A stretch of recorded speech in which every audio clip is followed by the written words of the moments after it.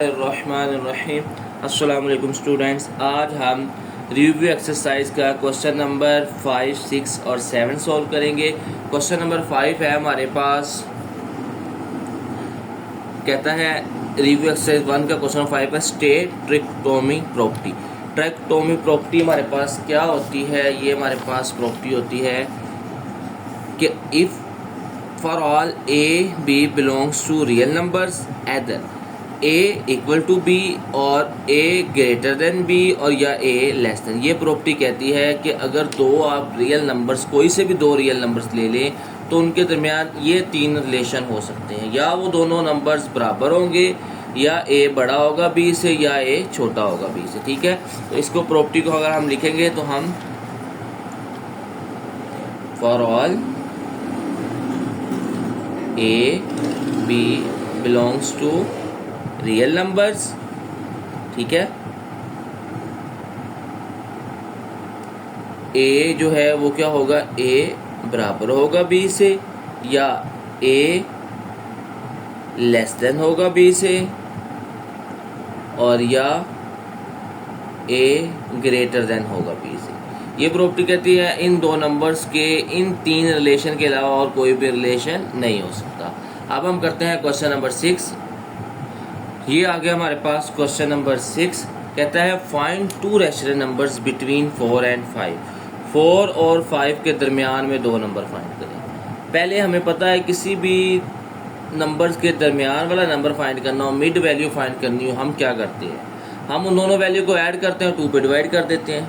जैसे मैं आपको कहूँ कि 10 और 20 के दरमियान में कौन सा नंबर आता है, आपके साथ 10 और 20 को ऐड करो और 2 पे डिवाइड कर दो। 10 और 20 को ऐड किया 30 आ गया, उसको 2 पे डिवाइड करेंगे 15 आ जाएगा। 15 इन दोनों के दरमियान में नंबर है।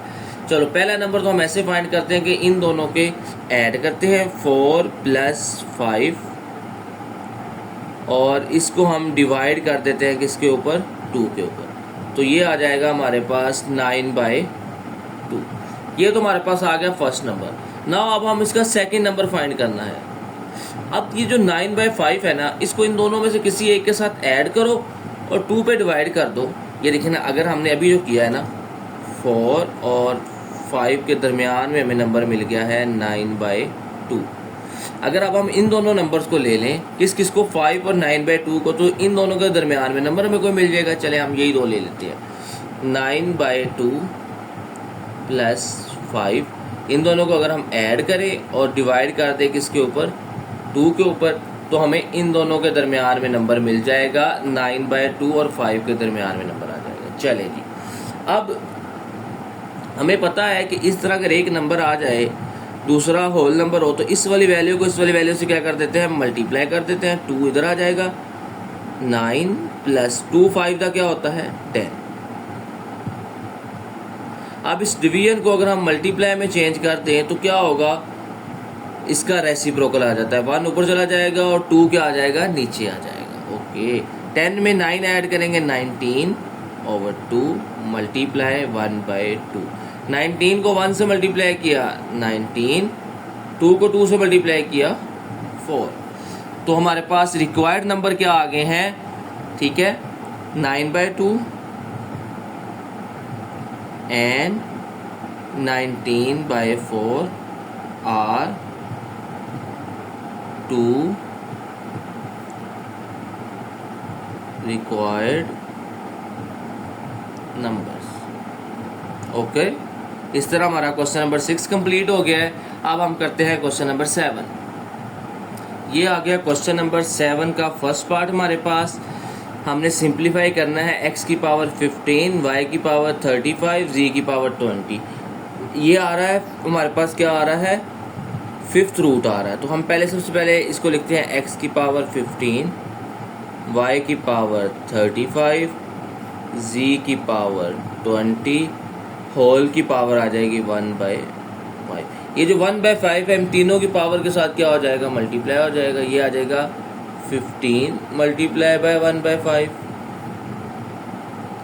35 मल्टीप्लाई बाय 1/5 ओवर जी था हमारे पास 20 मल्टीप्लाई बाय 1/5। कटिंग कर देते हैं, 5 1 दा 5, 5 3 दा 15, 5 1 दा 5, 5 7 दा 35, 5 1 दा 5, 5 4 दा 20। तो बाकी क्या बच जाएगा, x की पावर 3, y की पावर 7 और z की पावर 4। तो ये हमारे पास आंसर आ जाएगा 7 का फर्स्ट पार्ट। अब हम करते हैं सेकंड पार्ट। ये हमारे पास सेकंड पार्ट 27 की पावर 2x और क्यूब रूट है हमारे पास। सबसे पहले हम 27 किसके बराबर होता है, 3 की पावर 3 के, ये 2x आ गया। और ये जो क्यूब रूट होता है ये बराबर होता है 1/3 के। अभी 27 3 की पावर 3 कैसे होता है, जिसको नहीं पता वो इधर देख ले। 3 9 दा 27, 3 3 दा 9, 3 1 दा 3। ये जो कितने 3 आए हैं, 3 ना, इसलिए हम 27 को लिख सकते हैं 3 की पावर 3। ओके, अब ऐसे लिखने से क्या होगा, ये 3 और ये 3 क्या हो गए, कैंसिल। बाकी हमारे पास रह जाएगा 3 की पावर 2x। 3 की पावर 2 क्या होता है, 9 होता है। बाकी क्या रह जाएगा, x। 9 की पावर x हमारे पास आंसर आ जाएगा। अब हम करते हैं क्वेश्चन नंबर 7 का थर्ड पार्ट। ये आ गया हमारे पास क्वेश्चन नंबर 7 का थर्ड पार्ट और लास्ट पार्ट है क्वेश्चन 7 का। अच्छा, अब देखें ये 6 तो वैसे ही आ गया। 3 की पावर थी n प्लस 2, हम इसको ऐसे लिख सकते हैं 3 की पावर n और 3 की पावर 2, दोनों की बेस सेम है, मल्टीप्लाई हो रहे हैं तो पावर्स ऐड होकर इसके बराबर आ जाता है। ठीक है, ये वाली प्रॉपर्टी है। चलिए लिख लेते हैं इधर, a की पावर n प्लस m हो, इसको अगर हम अलग अलग करके लिखें, हम लिखेंगे a की पावर n मल्टीप्लाई a की पावर m। ये जैसे n प्लस 2 था, मैंने उन दोनों को अलग अलग करके लिख दिया। चलिए जी, अब नीचे देखें, अगर n प्लस 1 है, इसको भी हम ऐसे लिखते हैं 3 की पावर n, 3 की पावर 1 माइनस 3 की पावर n। सर आपने ऐसे क्यों लिखा, ये क्वेश्चन आ सकता है, बिल्कुल बनता है।